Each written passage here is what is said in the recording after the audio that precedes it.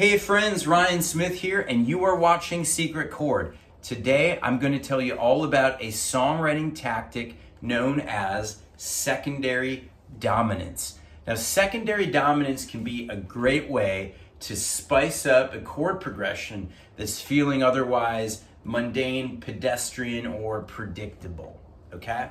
Now, if you don't know what diatonic chords are, I highly recommend check out this video right here. I explain what they are, but I will tell you right now briefly that diatonic chords are chords built from notes that are within a key signature, okay? Now, a secondary dominant can be a way to set up a diatonic chord in a more interesting way. I like to think of secondary dominance like this. Let's say you belong to a club. Your club throws a party. You bring your brother to the party. Your brother is at the party because he's related to you, but he is not a member of the club. Let's think of the club as the key of the song, okay? You are representing what we call a target chord. You're the chord that we want to set up in an interesting way with a secondary dominant. So your brother, who is in your family but not in the club, is like the secondary dominant. A dominant chord is also known as the 5 chord of a key. So, for example, in the key of C, C, D, E, F, G. G is the dominant chord of C, all right?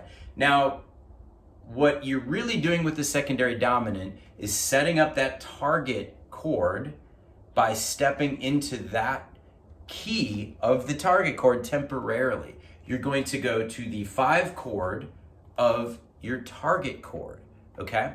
I'm gonna give you an example here. I'm gonna use a very common diatonic chord progression in the key of C. C is easy because it's got no sharps or flats. So the 1 chord in C is C major. So we're gonna start with that. Then we're gonna go to A minor. That's the minor 6 chord. Then F, that's the 4 chord.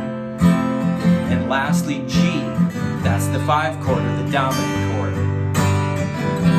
Now, there's nothing wrong with that chord progression. That's been used countless times in all kinds of very popular songs. But let's try to jazz it up here a little bit, okay?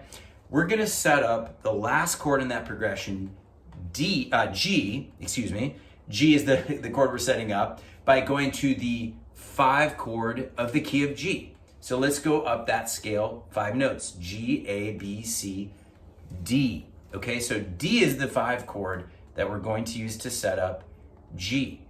Now, secondary dominants can either be major chords, dominant 7th chords, or dominant 7th sus 4 chords. Let's use a dominant 7th chord to do this. So here's that very same progression, except we're gonna play a D7 right before the G to step out of the key and land on the G in an interesting way. So here's a C again, that's the 1 chord. A minor, this is the minor 6. F, here's the 4 chord. Now here's our secondary dominant, D7 to G. All right, so that was a little bit more engaging. Now let's add another secondary dominant into that progression. Let's set up the 2nd chord of the progression, A minor, with its secondary dominant. In A minor, the 5 chord is E minor. E minor is already found in the key of C. And as I said, secondary dominants can either be major, dominant 7th, or 7 sus 4 chords. Once again, let's use the dominant 7th chord. So we're gonna add an E7 to set up the A minor chord, okay? Here we go again through the progression. Here's C, this is the 1 chord.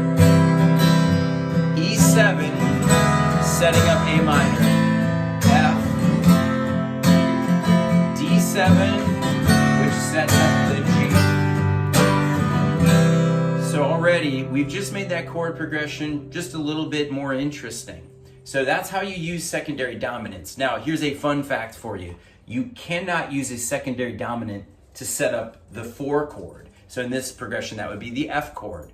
because the 5 chord of F is C, okay? F, G, A, B, C. That's already the 1 chord. So that trick doesn't work for the 4 chord. I hope you're able to use this tactic in your own songwriting. Don't forget, hit the bell for notifications and subscribe to Secret Chord for more exciting videos like this. You can hear my dog Tutti Frutti outside.